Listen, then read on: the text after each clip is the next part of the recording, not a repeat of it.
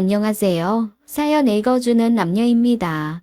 오늘도 와주셔서 감사드리며 그럼 오늘의 사연 바로 소개해드리겠습니다. 안녕하세요. 저는 시어머니를 오래 모셨던 맏며느리입니다. 제 소개를 하려니 맏며느리부터 떠오르네요.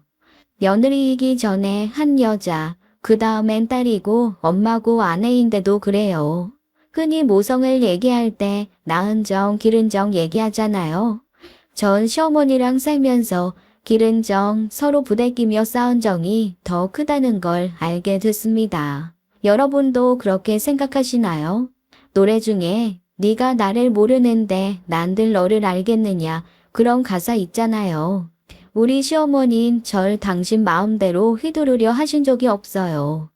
네 속 따로 내 속 따로지만 서로를 귀히 여기며 살자고 말씀보다 몸으로 행동으로 보여주셨죠. 전 장남이랑 결혼해 신혼 때부터 시어머니랑 같이 살았습니다. 아직도 기억이 생생해요. 밤만 되면 새색시인 저는 안절부절 못했습니다. 남편과 저, 어머님까지 안방에서 TV를 보다 보면 어느 순간 어머니가 슬그머니 방을 나가셨죠. 어머니, 벌써 주무시게요? 난 라디오 듣다 잘 거야. 쉬어라. 당시 TV는 하나였고 안방은 저희가 썼는데 어머니가 나가시면 너무 쑥스럽고 창피하고 몸둘 바를 몰랐어요. 그만큼 어렸고 순진했습니다. 23세 결혼한 전 밤에 안방불을 끄는 게 그렇게 힘들었어요. 건너방에 가신 어머님은 카세트 플레이어를 트셨습니다. 뉴스도 들으시고 라디오 문학관 같은 걸 들으셨어요. 좋은 노래 나오면 녹음도 하셨고 이미자 노래 테이프도 즐겨 들으셨죠. 음악 소리가 들리면 좀 마음이 놓였어요. 방에 남편과 둘이 있는 게 덜 민망했죠. 그것도 어머님 배려라는 걸 나중에 알게 됐지만요. 그래서 남매도 낳을 수 있었던 것 같아요. 모든 게 옛날 얘기가 됐네요. 직장 다녀온 딸이 절 보고 웃어요. 엄마, 또 할머니 생각하지? 왔니? 어떻게 알았어? 할머니 방 보고 있잖아. 아, 할머니 보고 싶다. 여기가 허전해. 엄청. 직장 다니는 첫째가 가슴팍을 팡팡 두드리네요. 저 역시 어머님이 그립습니다. 참 많이요. 애들 어릴 때 엄마가 좋아 할머니가 좋아 물어보면 1초도 고민 안 하고 할머니라고 남매가 똑같이 대답했어요. 저희 부부 같이 장사를 해서 애들을 어머니가 다 키워주셨거든요. 늦게 장사 끝내고 오면 잠든 애들 얼굴이 반지르르 했어요. 어머님이 잘 먹이고 깨끗하게 씻겨서 얼굴이 반들반들 옷구슬 같았죠. 어머니, 저희 왔어요. 고생했다. 얼른 밥 먹어라. 시래기 된장국 끓여놨다. 어머님이 해주신 밥은 왜 그렇게 구수하고 맛있었는지 하루 종일 장사하며 찬바람 맞은 몸이 국 한 술에 뜨끈하게 풀리곤 했죠. 어머님 음식이 너무 그립네요. 저희 어머니 돌아가셨거든요. 시어머니 방에 자개장이며 문갑 다 그대로인데 주인이 없습니다. 태어나고 죽는 게 사람 인생이라지만 받아들이기가 쉽지 않네요. 20대 다 큰 애들도 한 번씩 할머니 방을 열어봅니다. 할머니 냄새가 그립다고요. 치매에 당뇨로 고생하신 시어머니를 전 최선을 다해 모셨습니다. 치매도 순한 치매가 있다잖아요. 우리 어머닌 딱 그랬어요. 성정이 원래 온화하기도 하셨지만 치매 증상이 꼭 아이처럼 맞습니다.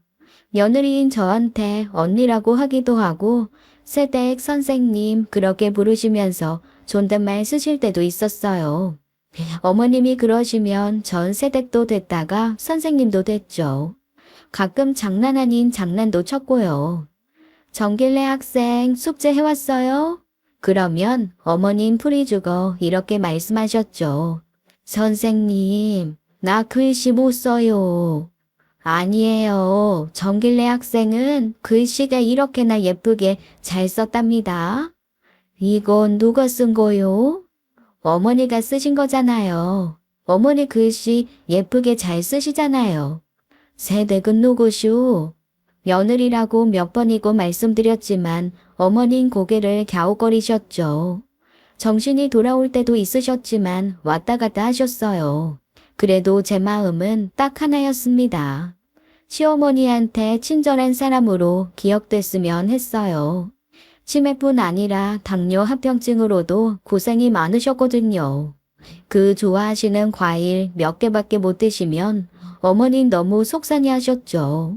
그래도 어떡해요. 좋아하신다고 다 드리면 건강에 치명적인데요. 그러면 전 막내에게 어릴 때 하듯 달랬습니다. 단 거 많이 먹으면 치과 가야 하는데 어떻게 할 거냐고요. 입안에 충치벌레가 이빨 다 먹어버리면 쓰겠냐고 하면서 대신 머리핀 하나 사줄게요. 색칠 공부 같이 해요. 그렇게 어머니를 달랬습니다. 그리고 다행인 건 어떤 부분의 기억은 고스란히 남아있었다는 거였어요. 우리 어머니 라디오 음악 듣는 거 좋아한다고 했잖아요. 오래된 카세트 플레이어를 늘 애지중지하셨습니다. 안테나 길게 뽑아 지지직거리는 주파수 맞추시고 오래된 테이프도 소중하게 갖고 계셨다가 음악도 들으셨어요. 가장 좋아하시는 테이프엔 돌아가신 시아버지 노랫소리와 일상적인 대화도 녹음돼 있었죠. 남편 말로는 아버님이 음악을 좋아하셨대요. 그래서 어릴 때 테이프도 많고 카세트 플레이어도 좋은 게 있었답니다. 망가지면 고치고 정 못 쓰게 되면 또 좋은 걸 사고 다른 호사는 안 부려도 카세트 플레이어는 꼭 있어야 했대요. 디지털이다 스마트폰이다 세상이 바뀌어도 어머니 역시 추억이 깃들고 손때 묻은 카세트 플레이어를 포기하지 않으셨죠. 스마트폰 사드린데도 마다하셨어요. 물론 나중엔 하나 장만해 드렸지만요. 남편은 아들 노릇하느라 꽤 나이가 먹어서까지 카세트 플레이어를 고치고 닦아야 했죠. 영태가 살살 아기 다루듯 해라. 그거 망가지면 안 돼. 똑같은 거 이제 없을 거다. 왜 없어요? 찾으면있지. 아니, 더 좋은 거 사면 되지. 그리고 어머니도 핸드폰 서버로 타는 편해요. 음향이 좋아서 노래 듣기도 좋으실 거라고요. 난 새 거보다 이게 좋다. 라디오 듣는 것도 좋고 테이프로 네 아버지 목소리 듣는 것도 좋고 다루긴 또 얼마나 쉽냐. 내 낙은 이거 하나야. 단순한 기계라고 생각 말고 네 막내 동생이다 생각하고 다뤄. 그만큼 어머니는 오래된 테이프와 카세트 플레이어를 아끼셨어요. 계모임 나가실 땐 새 핸드폰 들고 가셨지만요. 어머니는 치매가 와도 재생과 녹음 버튼은 분명히 구별하셨습니다. 그게 참 신기했어요. 물론 어머니 모시는 일 힘에 부칠 때도 있었죠. 그래도 아침이랑 밤엔 남편과 아이들이 있어 한결 나았습니다. 사랑으로 키운 손주들이라 그런지 할머니라면 아주 지극정성이었어요. 군대 다녀와 대학 복학한 막내, 직장 생활하는 딸 둘 다 집에 오면 할머니한테 가서 어리광을 부렸죠. 할머니는 주무시다가도 손주들이 다가오면 빙그레 웃으면서 눈을 뜨셨어요. 학교 다녀왔냐, 밥은 먹었냐 물으시고요. 직장 다니는 큰애는 자기 돈 번다고 용돈도 드리곤 했는데 어머닌 그걸 또 모았다가 깎아 사 먹으라고 다시 주곤 하셨어요. 혜경이 정수, 할미가 용돈 줄게. 이리 와봐. 할머니, 용돈 주지 마. 그거 내가 드린 거잖아. 특히 정수 주면 안 돼. 얘 돈 많아. 넌 왜 그러냐? 왜 할머니한테 하라 말아야? 할머니, 정수 용돈 주세요. 많이 주세요. 어머니가 계셔야 우리 집은 꽉 찬 것 같았어요. 그래서 더욱 어머니를 끝까지 모시려고 했습니다. 치매에 당뇨 합병증까지 있는 어머니를 다른 누구에게 맡긴다는 건 상상도 하지 못했어요. 더군다나 친한 친구가 친정 아버지를 요양원에 모시고 거기서 일어난 불미스러운 사고로 힘들어하는 걸 봤기 때문에 더 엄두가 안 났습니다. 그러던 중에 교통사고로 제 팔다리가 부러졌고 어머니와 생이별을 하게 된 거였어요. 저 병원 가는 거 싫어하고 겁쟁이라 늘 조심하고 다니는데 그날은 일진이 사나웠던 것 같습니다. 운동 겸 스트레스도 풀 겸 자전거를 즐겨 탔는데요. 횡단보도 없는 도로를 자전거로 건너다 사고가 난 거였죠. 다행히 머리는 안 다쳤는데 오른팔 왼쪽 다리에 깁스를 하게 됐습니다. 아픈 어르신 모시는 입장에선 최악의 상황이었어요. 결국 전 입원을 하게 됐고 처음엔 걱정이 많았죠. 그런데 남편이랑 애들이 잘 해내더라고요. 한 번은 아침에 식구들이랑 영상통화를 했습니다. 시어머니가 아침을 드시고 있었어요. 전 골고루 꼭꼭 씹어 드시라고 과일 많이 드시면 안 된다고 어머님께 당부했고 어머님은 알겠다고 하시면서 저보고 어디 갔냐고 거기 어디냐고 물으셨어요. 전 거짓말로 쉬러 왔다고 했죠. 다친 거 아시면 놀라실까봐 환자복도 안 보이게 하느라 힘들었네요. 전화 끊었더니 옆 환자분이 물으셨어요. 친정엄마예요? 아니요, 시어머니요. 맏며느리라 모시고 살아요. 근데 제가 이렇게 다쳐서 걱정이네요. 그렇구만. 너무 다정하게 대화를 해서 딸인 줄 알았네요.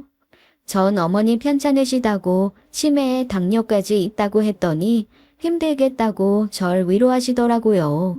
전 보름 동안 병원에 있다 퇴원했고 그 사이 어머닌 남편과 애들이 돌봤습니다. 깁스는 한 달을 더 해야 했어요. 저도 나이가 있어 이후로도 조심을 해야 했고요. 퇴원하고 깁스를 한 채 집에 왔더니 어머니가 많이 놀라셨습니다.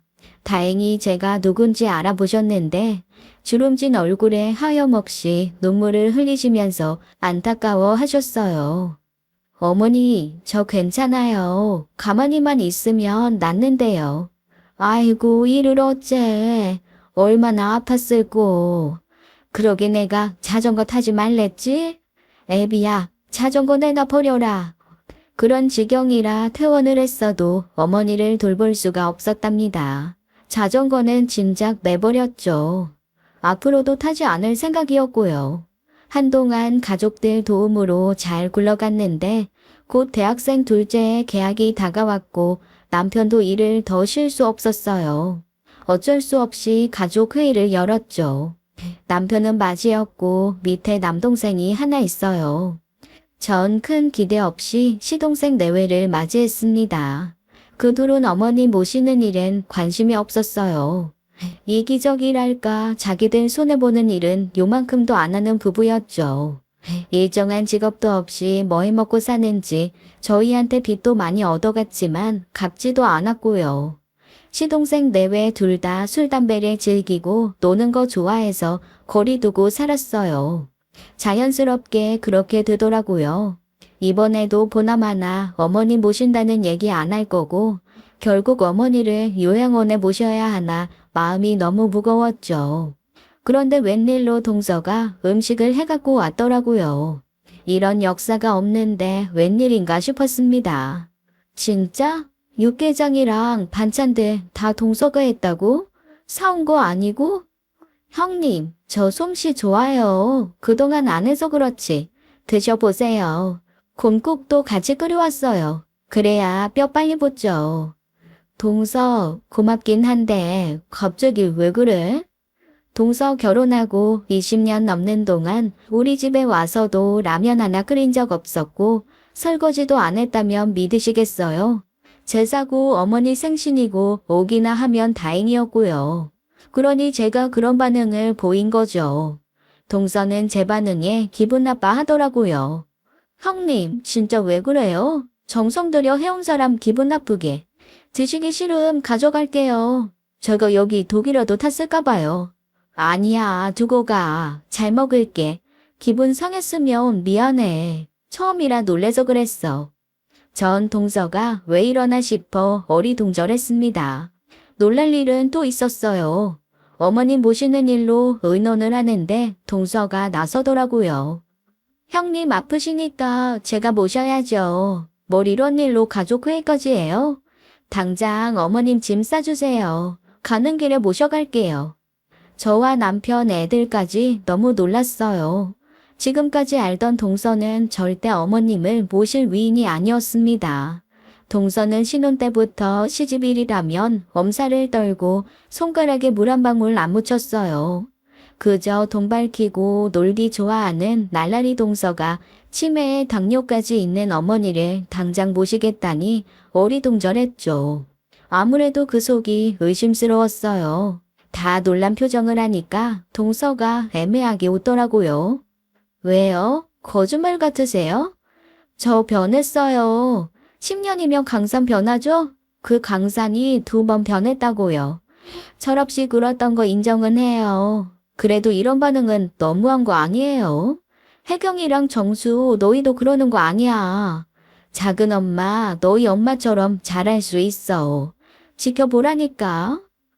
그렇죠. 작은 엄마. 누가 뭐래요? 우리 애들이 어색하게 웃으니까 남편이 나섰습니다.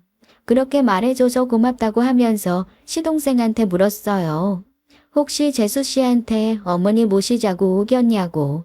싫다는데 네가 밀어붙인 거 아니냐고 했더니 시동생이 펄쩍 뛰네요.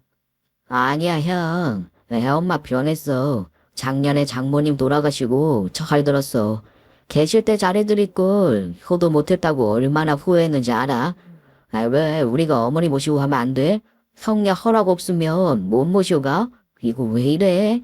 나도 자식이야. 아들이라고. 우리도 자식 노릇 좀 하자. 시동생 표정이 볼만했습니다. 동서가 어머니 모시겠다고 하니 어깨가 잔뜩 올라갔죠. 그때 어머니 방문이 살짝 열렸어요. 저희 하는 얘기 듣고 계신 것 같았죠. 전 아들한테 눈치를 줬습니다. 어머니 방에 가 있으라고요. 사실 전 속이 시끄러웠어요. 동서가 그러는 이유 어렴풋이 짚히는 게 있었거든요. 몇 달 전에 어머니 재산 문제로 말이 나온 게 있었어요. 시어머니에게 땅이 많다는 얘기가 동서한테 흘러간 것 같았죠. 어머님 위로 이모님이 계셨는데 그분께 자식이 없었어요. 농사 짓고 가축 치시면서 땅이 많았는데 돌아가시면서 그게 다 어머님께 상속이 됐죠. 어머님 늙음하게 땅 부자가 되신 거였어요. 동서 돈 엄청 좋아하고 쓰기도 엄청 잘 씁니다. 제가 알기로 시동생 재산 거의 없었어요. 사는 집도 월세였고 독립해 나간 자식들이 그 월세 내고 있었고요. 모을세 없이 쓰는 게 동서랑 시동생의 사는 방식이었죠. 참, 동서는 결혼할 때 집안을 한바탕 뒤집은 전적이 있어요. 신혼집이 마음에 안 든다나 파혼하겠다고 설치고 우리 집이랑 똑같은 집 해달라고 울고불고 해서 어머님 속상하게 한 적이 있었습니다. 동서가 실수한 게 그 집은 남편과 제가 장사해서 번 돈으로 주택 허물고 지은 빌라였어요. 살림집은 맨 2층을 다 터서 만들었죠. 동서는 처음부터 그 건물에 시부모님 돈이 들어갔다고 생각했대요. 근데 아닌 거 알고 김센 분위기였고 결혼을 한 해 만에 했죠. 어떻게 결혼은 했는데 시집일에 관심도 없고 뭐든 맏며느리인 나한테 미뤄왔고요. 내내 아픈 시어머니한테도 관심 없다가 땅 얘기 듣고 일어나 싶었습니다. 동서는 어머님을 자기가 모셔간다고 하면 다 고마워할 줄 알았는데 분위기가 아닌 거 보고 속상해하면서 울더라고요. 왜들 이러세요 정말? 저 진심이에요. 작년에 친정엄마 떠나보내고 많이 힘들었어요. 어리광도 받아줄 사람이 있어야 하는 거지. 그 뒤로 노는 것도 재미없고 끈떨어진 연처럼 이렇게 살아서 뭐하나 싶었다고요. 저한테도 기회를 한번 주세요. 저도 며느리잖아요. 여보, 당신도 한마디 해줘. 나 서운하다 정말로. 진심을 이렇게 몰라줄 수 있어 다들? 동서가 오니까 시동생 표정이 싹 변하더라고요. 왜 자기 아내 말을 안 믿어주냐는 거였죠. 전 물끄러미 동서가 해온 음식들을 봤습니다. 그리고 눈물 콧물 범벅인 동서 얼굴을 봤어요. 그러다 남편과 눈이 마주쳤고 동서가 이렇게 나오는데 안 된다고 할 이유가 없었습니다. 동서네 아니면 어머니 요양원에 모셔야 하는데 알아보려니 걱정부터 앞섰고 온갖 흉흉한 뉴스들 떠올랐고요. 전 동서 진심 모르는 거 아니라고 알았으니 일단 가보라고 했습니다. 당장 어머니 모셔가겠다는 시동생 내외를 보내고 남편과 전 잠을 설쳤어요. 하지만 어쩔 도리 없다는 결론에 이르렀죠. 다음날 아침 남편과 함께 어머님한테 말씀드렸습니다. 잠시만 둘째 아들네 가 계시는 게 어떻겠냐고요. 제 몸이 이렇고 혜경 아빠도 일이 바빠 어쩔 수 없으니 잠시만 계시다가 깁스 풀면 오시라고 했어요. 어머니는 영문을 모르겠다는 표정을 지으셨죠. 너무 마음이 안 좋았어요. 새벽같이 동선에는 차를 몰고 왔더라고요. 모처럼 자식 노릇한다고 저리 부지런 떠는 거 보니 한번 믿어보자는 마음도 생겼네요. 전 어머님한테 이렇게 말했어요. 어머니, 곶감이랑 과일 많이 드시면 안 되는 거 아시죠? 이빨에 충치벌레 키우는 거 싫으시죠? 걱정 마라. 나 당뇨 있는데 무슨 곶감이야. 넌 네 몸이나 살펴. 그땐 어머님 눈빛이 또렷했어요. 괜히 눈물이 나오더라고요. 어머니는 침착하게 옷을 입으시고 소중한 물건들도 챙기셨죠. 저 안심하라는 것처럼 행동하시는데 마음이 짠했습니다. 동서랑 시동생 부축받고 방을 나서는 어머님 모습에 울음이 터질 것 같았죠. 전 겨우 눈물을 참고 어머님을 보내드렸어요. 방에 들어가 감정을 추스리는데 남편이 나머지 짐을 챙기는 것 같았습니다. 전 동서에게 출발하기 전에 할 말이 있다고 올라오라고 했어요. 동서, 어머님 잘해드려야 돼. 우리 어머님 순한 치매야. 뭔지 알지? 치매가 다 치매지. 순한 치매 아닌 치매 따로 있어요. 동서 모르는구나. 치매 걸리셨어도 반응 잘해주고 어린아이처럼 잘 해드리면 폭력적인 성향 안 나타난대. 어머님 그동안 잘 지내오셨어. 힘들겠지만 친절하게 대해드려. 모르는 거 있으면 나한테 물어보고. 특히 단 거 조심해야 하는 거 알지? 알겠어요. 형님 뭐 그런 것까지 말해요. 전 저대로 어머님한테 잘할 건데 너무 걱정 마세요. 신경 딱 끊으시고 몸 생각이나 하세요. 알겠죠? 저 그럼 갑니다. 그렇게 시동생 내외는 어머님을 모셔갔습니다. 한편으론 걱정은 됐지만 일단 제 몸이 문제였어요. 팔 하나 다리 한쪽이 깁스 신세니 이만저만 불편한 게 아니었죠. 얼른 낫고 회복하고 싶어 잘 먹고 쉬면서 몸을 챙겼습니다. 몸은 편해도 마음은 콩밭에 가 있었어요. 첫날부터 전화를 골백 번은 하고 싶더라고요. 대신 친구한테 전화해서 하소연했더니 이런 말을 하네요. 괜히 자꾸 전화해서 시어머니 헷갈리게 하지 말래요. 제가 전화하면 동서도 불편하고 어머님도 적응하기 힘들다고요. 그것도 맞는 말이다 싶었습니다. 그래서 궁금해도 꾹 참았어요. 퇴근하는 남편만 붙잡고 늘어졌죠. 남편은 절 달랬어요. 아픈 어르신 모시는 게 쉽냐고 시동생 내외 정신 없을 거라고 가만 냅두자고요. 어머님 없이 빈집에 가만히 있으려니 옛날 생각이 났습니다. 시아버지 일찍 돌아가시고 아들 형제 키우면서 우리 어머니 고생 많이 하셨어요. 시집살이도 엄청 매웠다고 들었습니다. 남편 잡아먹었다고 구박을 말도 못하게 받으셨대요. 시집살이 호되게 당하면 며느리한테 그대로 한다던데 시어머니는 전혀 해당 사항 없으셨죠. 결국은 인품인 것 같아요. 아픈 과거를 핑계 삼아 며느리 괴롭히실 분이 아니었습니다. 제가 지켜본 바로는 평생 남에게 해코지 않은 성정 아니셨고 베풀기도 좋아하셨어요. 전 살면서 남편보다 시어머니를 더 좋아하게 됐고요. 그러다 동서가 들어왔고 못 볼 꼴 많이 보시게 됐죠. 동서는 술주사돼 있었어요. 한 번은 아버님 제사였는데 술 냄새 폴폴 풍기며 와서 어머니한테 생떼를 부렸죠. 큰며느리만 좋아하고 자기는 싫어한다나요? 자기도 저처럼 예뻐해달라고 술 먹고 주정을 부리는데 기가 차서 말도 안 나왔습니다. 그래도 어머니는 동서 주정을 묵묵히 받아주셨어요. 어머님 방에서 재워주고 새벽에 북엇국도 끓여주고요. 저 같으면 집안 제사에 술 취해 오는 며느리 안 예쁠 것 같은데 어머닌 욕 한 번 안 하시고 동서를 품으시더라고요. 한 번은 제가 그랬어요. 동서 버릇없는 거 솔직히 못 참겠다고요. 그랬더니 어머니가 이렇게 말씀하셨어요. 백날 잔소리 해봤자 듣겠니? 뭔가 채워지지 않아 그런 거겠지. 버릇없는 건 내가 새로 가르치마. 내 아들이 선택한 아이인데 어쩌겠어. 너랑은 많이 다르긴 하지만 그래도 난 포기하고 싶지 않다. 애미야, 미안하구나. 어머니가 왜 미안하세요? 알겠어요. 앞으로 동서 뒷얘기 안 할게요. 그런 어머니 속 동서가 눈꽃만큼이나 알았을까요? 그렇지만 돌아가신 친정엄마 얘기하며 자기 철들었다고 시어머니 이제라도 모시고 싶다니 믿을 수밖에요. 솔직히 마음은 안 놓였습니다. 어머님 안 계신 집에서 밤잠을 잘 못 잤어요. 팔다리 깁스에서 활동량이 줄어든 것도 있지만 어머님이 안 계시니 하루가 너무 길더라고요.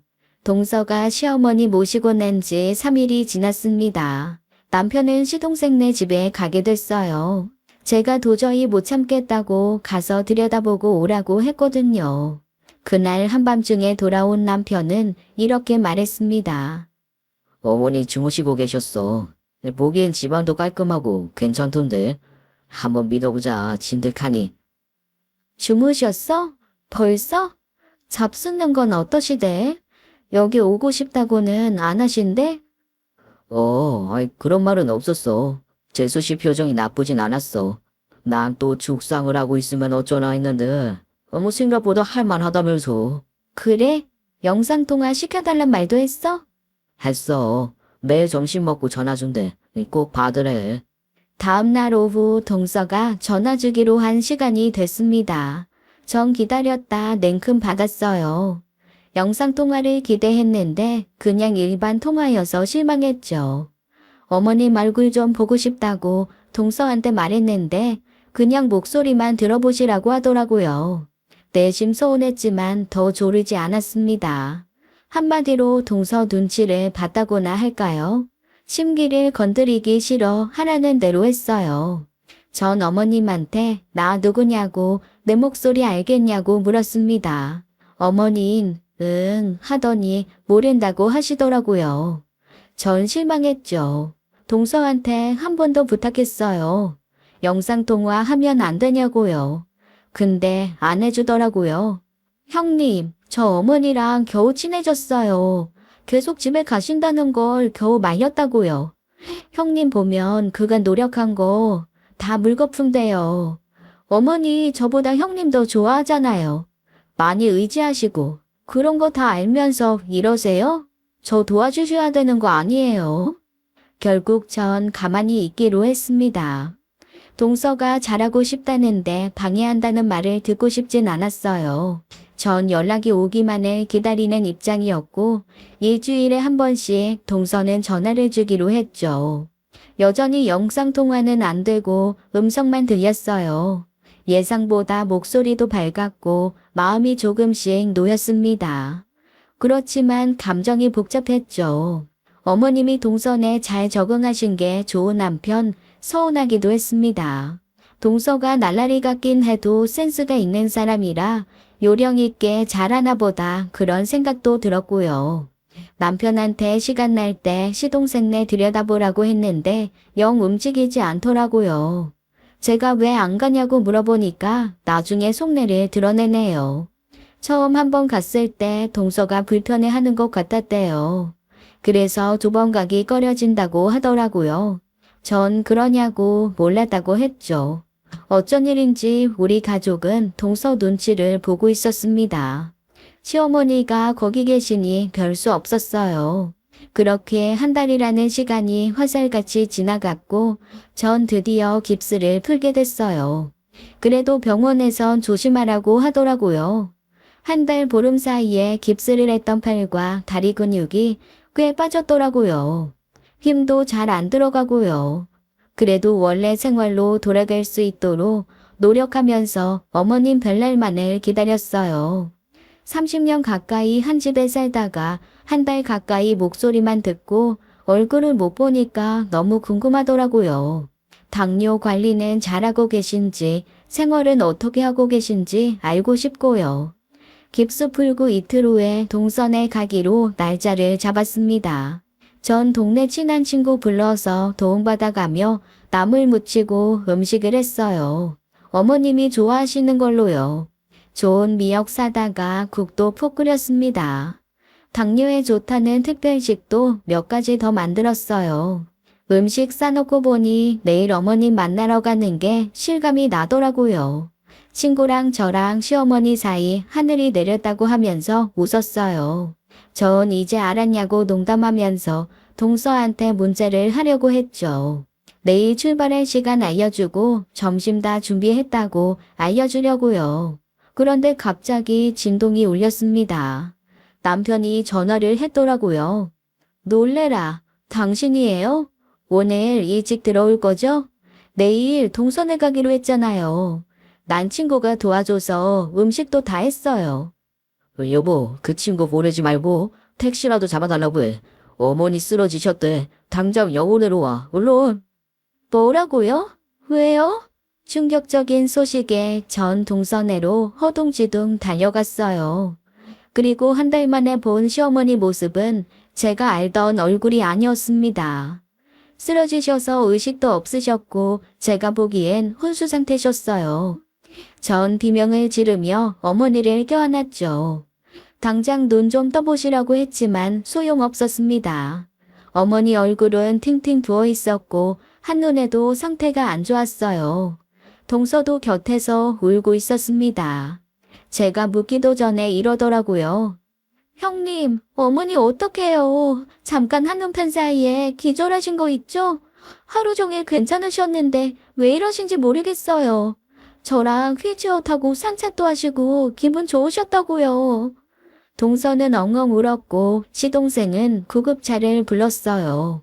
저와 남편은 한 달 만에 본 어머님 모습에 너무 큰 충격을 받았습니다.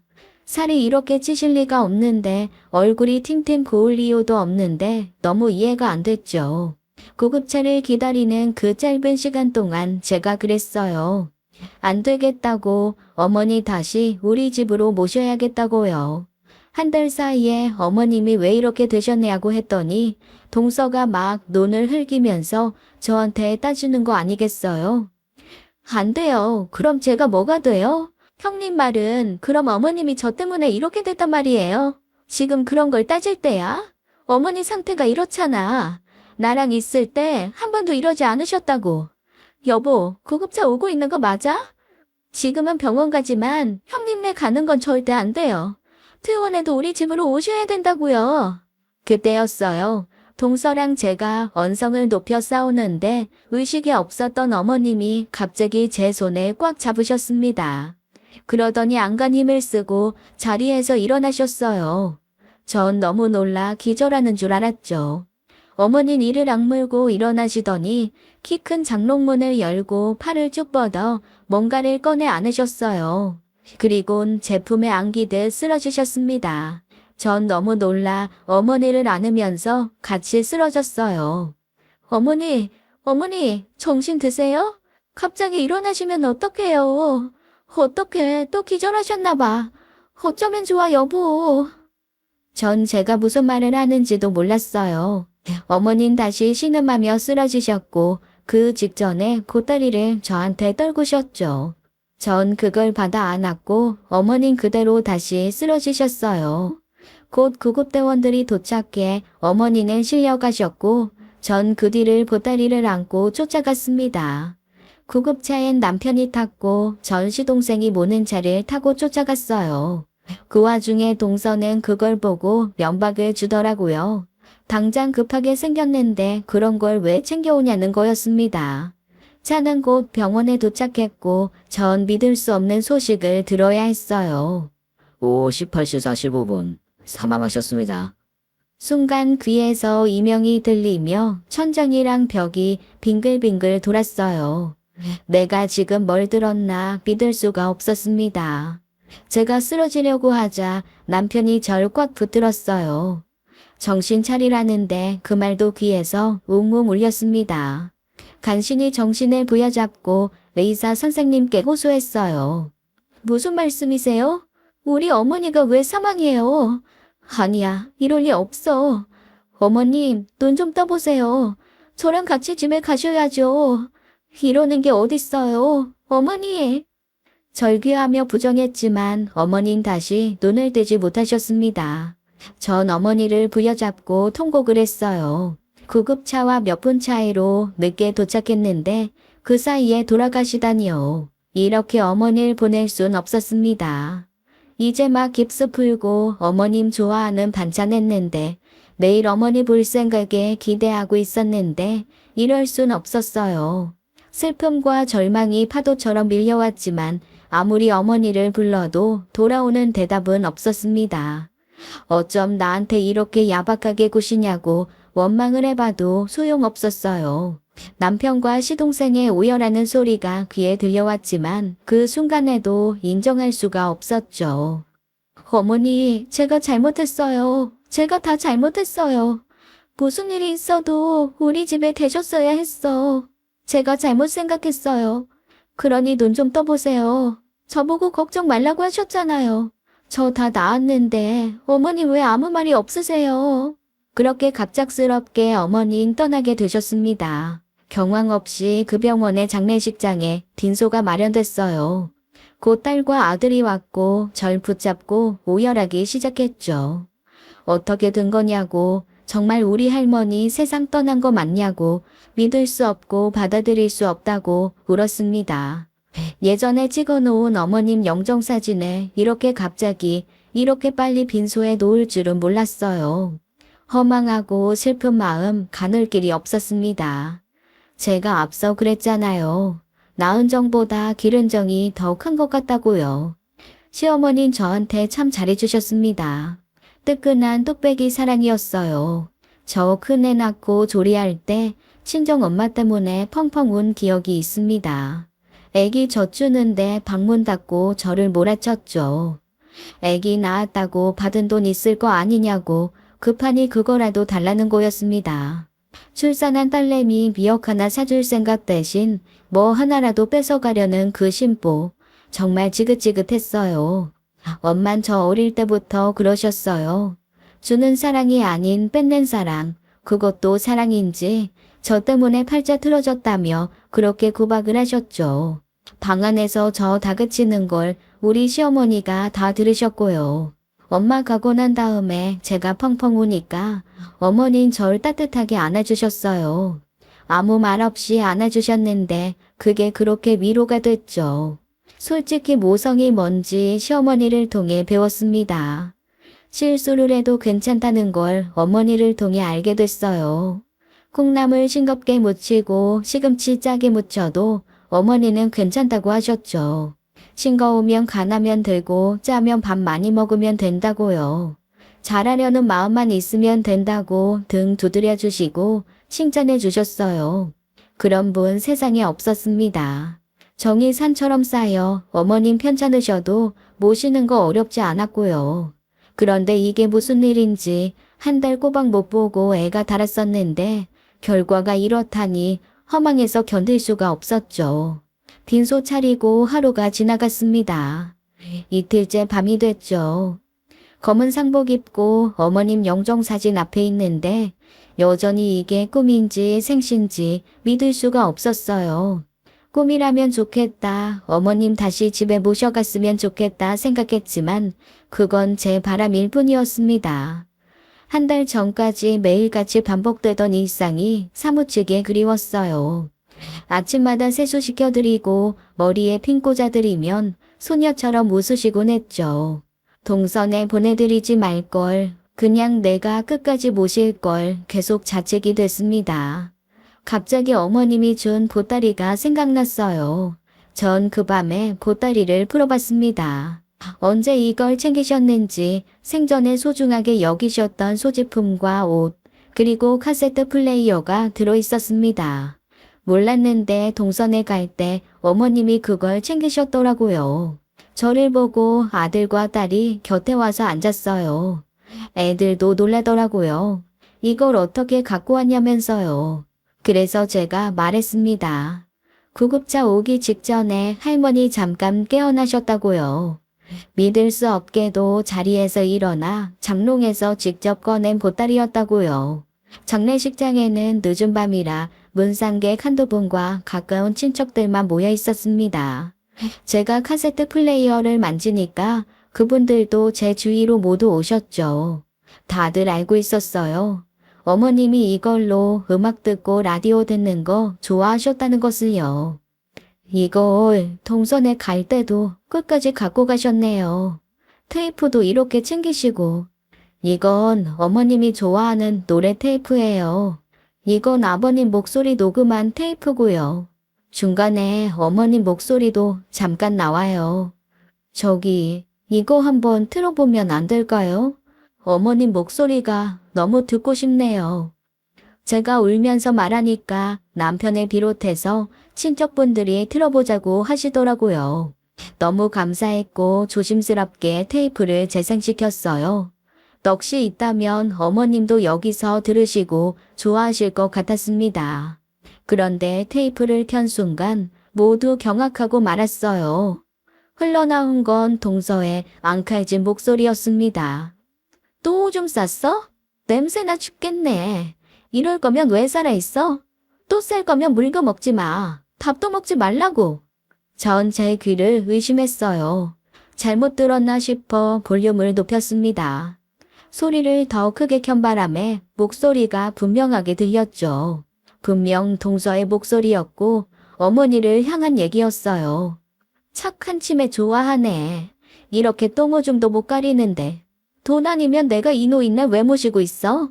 빨리 돈이나 줘. 돈이나 내놓으라고. 쌍짓돈도 없어? 돈은 다 큰 며느리네 두고 온 거야. 이럴 거면 왜 왔어? 온몸이 떨리고 소름이 돋았죠. 다들 할 말을 잃고 눈을 마주쳤어요. 어쩌면 이런 일이 다 있을까요? 짐작하기로 어머님이 동선에 계실 때 녹음을 하신 것 같았습니다. 일부러 하신 건지 재생 버튼을 누르다 녹음 버튼을 같이 누르신 건지 알 순 없었지만 분명한 건 동서가 어머님께 폭언을 하며 학대를 일삼았다는 거였습니다. 동서의 목소리엔 짜증이 가득 묻어 있었고 어머님은 웅얼웅얼 뭐라고 하시는 것 같았어요. 순간적으로 눈이 뜨거워지면서 분노가 끓어올랐죠. 남편과 가까운 친척들 모두 경악을 금치 못했어요. 군데군데 음악이 흐르다가 또 끊기면 어김없이 동서의 목소리가 들렸습니다. 어머님이 일부러 녹음을 하셨던 걸까요? 정신이 돌아오셨을 때 일부러 그렇게 하셨던 걸까요? 알 수 없었지만 분명한 건 동서가 사람으로선 절대로 해선 안 될 몹쓸 짓을 저질렀다는 거였습니다.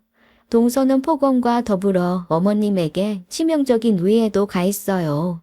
제대로 된 식단 대신에 단 음식을 잔뜩 들인 정황도 포착됐죠. 이거 먹고 빨리 가자. 어디 가요? 밖에? 어머님은 산책을 좋아하셨습니다. 분명 외출하는 줄 알고 좋아하실 게 분명했어요. 근데 동서 대답이 또 기가 막혔습니다. 가야 될 때 있잖아. 왜 모른 척해? 할머니, 땅 많고 돈 많이 있지? 꽉 쥐고 있지? 그거 내놓고 빨리 가. 나도 호강하면서 좀 살자. 돈도 못 쓸 거 왜 꽉 쥐고 있어? 숨은 왜 쉬냐고. 사람 질리게. 저는 숨이 막혀 남편 손을 꽉 잡았어요. 남편 손도 부들부들 떨리고 있었죠. 동서는 악마가 따로 없었습니다. 곧 찰싹찰싹 때리는 소리도 들렸어요. 이유가 뭔지 모르겠는데 듣기로는 어머니를 때린 것 같았고 곧 숨죽여 오는 소리도 들렸습니다. 어머니는 차갑다고 울고 계셨고 동서는 뭐가 차갑냐고 똥오줌 못 가리면서 이것도 못 참으면 어떡하냐고 지겨운 목숨 내버리면 되지 왜 붙잡고 있냐고 욕을 하더라고요.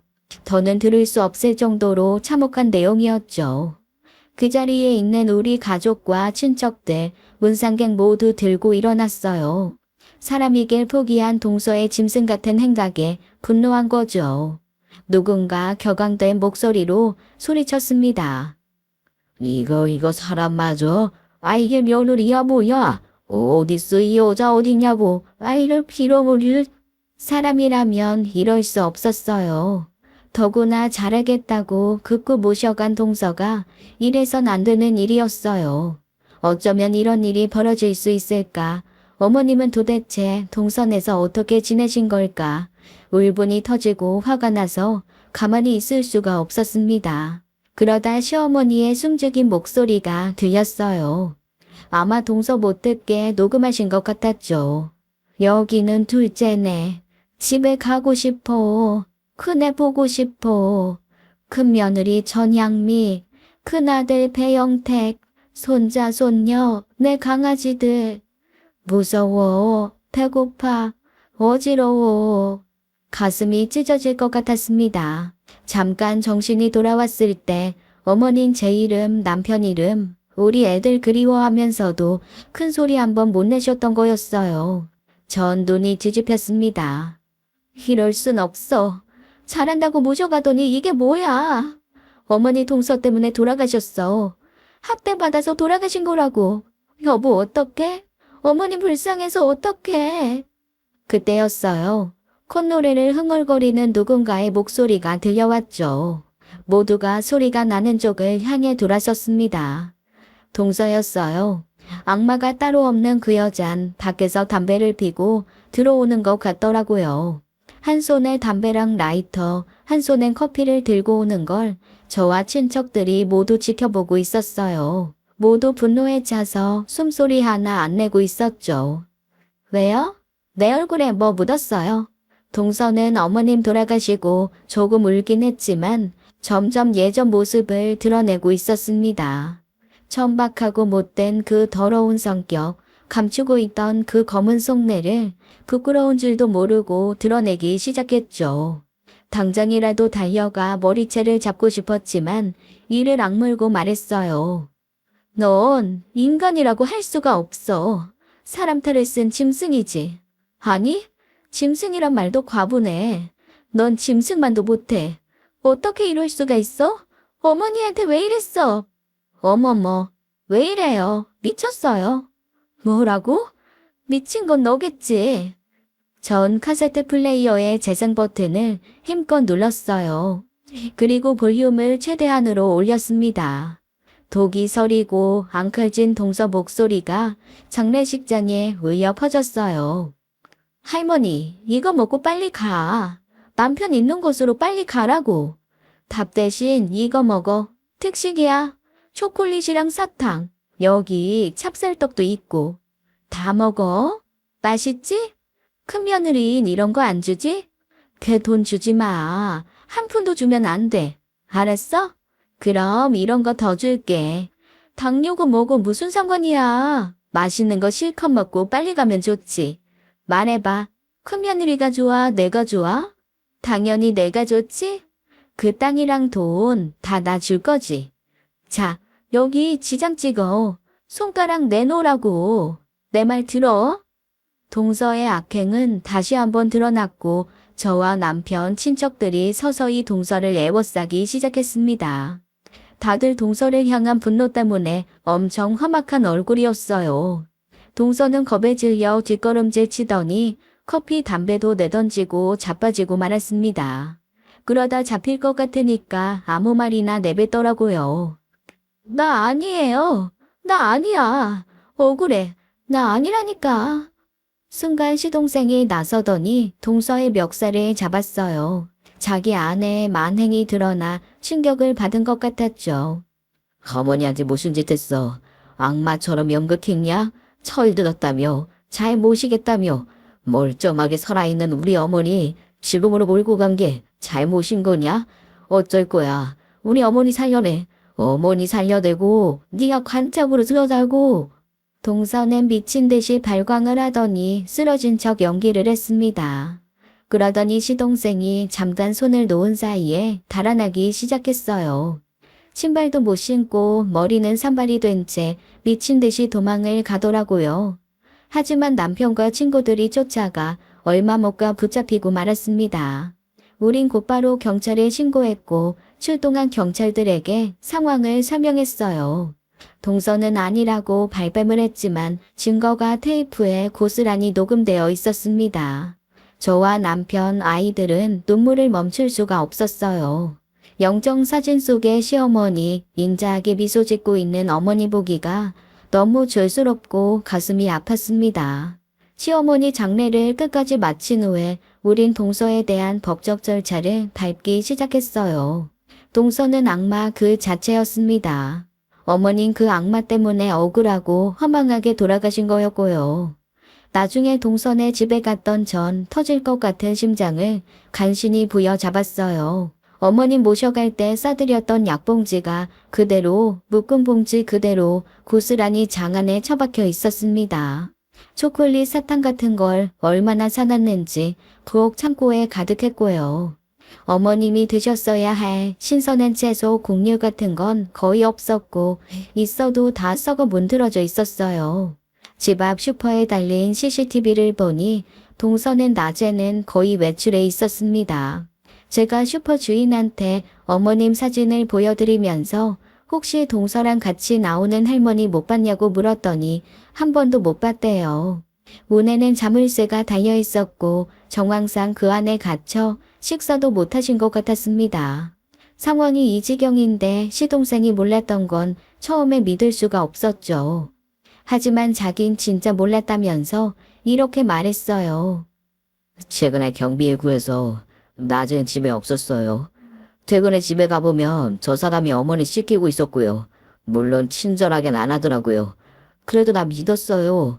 모셔온 게 고맙기도 했고. 형수님 형, 면목 없습니다. 입이 10개라도 할 말이 없어요. 내가 좀 더 신경을 쓸걸. 마누라만 믿고 있던 내가 원망스러워 미치겠어요. 시동생은 벽에 머리를 짓지으면서 자책하더라고요. 저와 남편은 할 말을 잃었습니다. 시동생 내외는 자식이 둘 있었는데 진작 독립해서 살고 있었어요. 이 일이 벌어지고 둘은 외국으로 도망치듯 떠났다고 들었습니다. 동서의 사건을 맡은 형사들은 더 끔찍한 사실도 알려줬어요. 한참 전부터 동서는 저를 미행하고 있었다는 것이었죠. 심지어 동서는 내연남도 있었는데 흥신소 같은 걸 운영하는 질 나쁜 남자였고 제가 저녁에 산책마가는 자전거 코스까지 알아뒀던 거였습니다. 그래서 자전거 사고도 났던 거였고요. 제가 없어야 어머니를 모셔갈 수 있었을 거고 그 과정에서 가능한 많은 재산을 가로챌 속셈이었던 거죠. 사람이 악해도 이렇게 악할 수가 있을까요? 그런 동서를 믿고 어머니를 보냈다니 생병을 앓을 지경이었죠. 결국 동서는 유산은커녕 살인미수로 형을 살게 됐습니다. 시동생도 크게 후회하며 동서랑 이혼 절차를 밟았어요. 시어머니 재산도 포기하고요.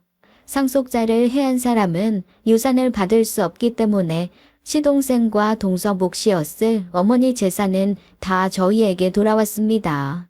그 돈 저한테 아무 의미 없었어요. 오히려 어머니를 일찍 돌아가시게 한 원흉일 뿐이죠. 모든 사건이 밝혀진 이후 전 충격을 받아서 일상으로 돌아가는 게 힘들었습니다. 아이들도 마찬가지였고요. 그러다 한 가지 사실을 깨닫게 됐죠. 근데 엄마, 할머니 돌아가신 날 병원 실려갈 정도로 의식 없으셨다며. 근데 엄마 손잡고 벌떡 일어나신 거 이상하지 않아? 정말 그래. 그때 할머니 눈도 못 뜨시고 손가락 하나 못 들었는데. 두고두고 이상하면서도 신기하게 여겨진 건 돌아가시기 직전 시어머니의 행동이었어요. 어머님 병원 응급실에 도착하자마자 돌아가셨는데 어떻게 집에서 갑자기 깨어나신 거였을까요? 어떤 초인적인 힘으로 몸을 일으키셨는지 아무리 생각해도 이해가 되지 않습니다. 나중에 딸이 뭘 봤는지 이런 말을 해주네요. 임종 직전에 맑은 정신이 돌아오는 그런 경우가 있다고 하더라고요. 임종을 앞두고 의식이 흐려진 환자가 갑자기 정신을 차리는 경우요. 정말 드문 일이지만 해가 지기 직전에 아주 잠깐 밝은 빛이 비추는 것처럼 기적이 일어나는 경우도 있다는 거였습니다.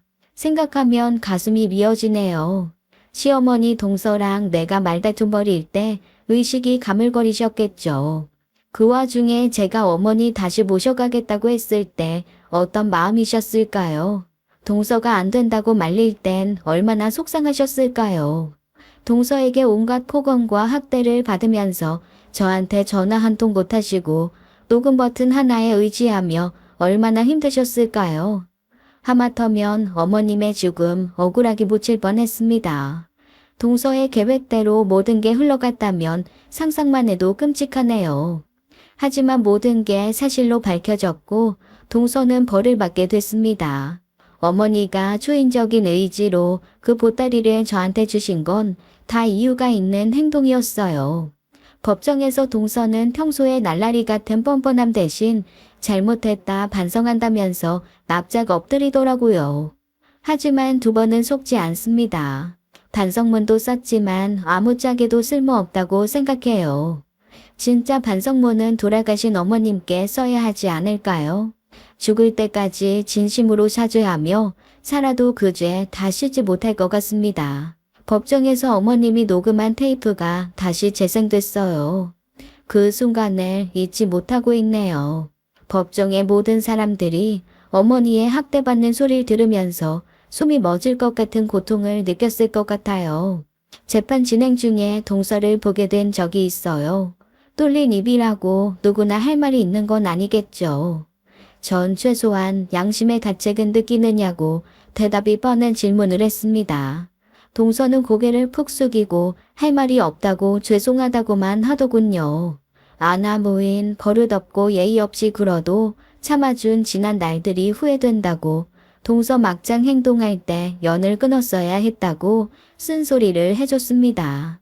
감옥에 가서 형을 살게 되겠지만 그걸로 벌 받는 거 끝나는 거 아니라고 마음 깊이 어머님께 죄스런 마음 갖고 죽을 때까지 반성하며 살라고 슬기를 박아줬어요. 그래도 그 죄 용서받지 못할 수도 있다고도 했죠. 바깥에선 늘 화려하게 치장하고 하고 싶은 대로 막 살던 동서는 아무것도 지니지 못한 채 감옥 신세를 지며 하루하루 살아가겠죠. 장례 마치고 돌아와 어머님 방을 정리하며 참 많이도 울었습니다. 함께 색칠한 꽃그림, 정성 들여 쓰신 이름 석자, 시어머니와 저의 추억은 참 많기도 하네요. 어머님이 아끼시던 카세트 플레이어는 다시 문갑 위에 돌아와 있습니다. 이제 곧 유품을 정리해야 할 텐데 이건 제가 갖고 있으려 합니다. 혹시 몰라 문갑 안을 뒤져보니 다른 테이프들도 보이네요. 무심결에 하나 틀어봤어요. 언제 녹음하셨는지 어머님 아프시기 전에 저와 나눈 대화도 들어있네요. 전혀 몰랐습니다. 어머님, 오늘 저녁 뭐 먹을까요? 애들 둘 다 늦는데요. 저희만 먹으면 돼요. 그러냐? 그럼 우리 밖에 나가서 먹자. 홀가분하게. 그러실래요? 콩국수 어떠세요? 칼국수도 좋고요. 그거 좋겠다. 나랑 너 입맛 비슷하잖니. 네가 땡기는 거면 나도 땡겨. 문득 그날의 외출이 떠올라 옛날에 쓰던 핸드폰에서 사진을 찾아봤습니다. 어머님과 전 시장에 있는 국수집에 들러 칼국수랑 콩국수 사이좋게 사 먹었어요. 테이블에서 같이 찍은 사진이 있어 한참을 들여다봤네요. 단골 국수집 사장님은 저희 보고 고부간이 아니라 모녀 같다고 하셨어요. 30년을 같이 사니 그럴만도 하다면서 어머니는 웃으셨는데 뺨 위로 주르륵 눈물이 흘러내렸습니다. 일찍 혼자 드신 어머니 형제 키우면서 고단한 시집살이 겪고 끝내 치매와 당뇨로 고생하다 돌아가셨네요. 함께 국수 먹던 이때는 몰랐습니다. 어머니 그렇게 허망하게 보낼 줄은요. 이제는 아픈 곳 하나 없이 편안하시겠죠? 저한텐 엄마나 다름없던 시어머니와의 추억 소중하게 간직하고 싶습니다. 남편이 제 곁에 다가와 손을 잡아주네요. 어머님, 저희 부부 애들이랑 열심히 살아갈게요. 끝까지 지켜봐 주세요. 마음 한 곳으로 어머님께 말을 걸어봅니다. 제 사연은 여기까지입니다. 긴 이야기 들어주셔서 감사합니다. 지금까지 사연 읽어주는 남녀였습니다. 끝까지 함께 해주신 여러분 감사드리며 저희는 다음 사연으로 돌아올게요. 감사합니다.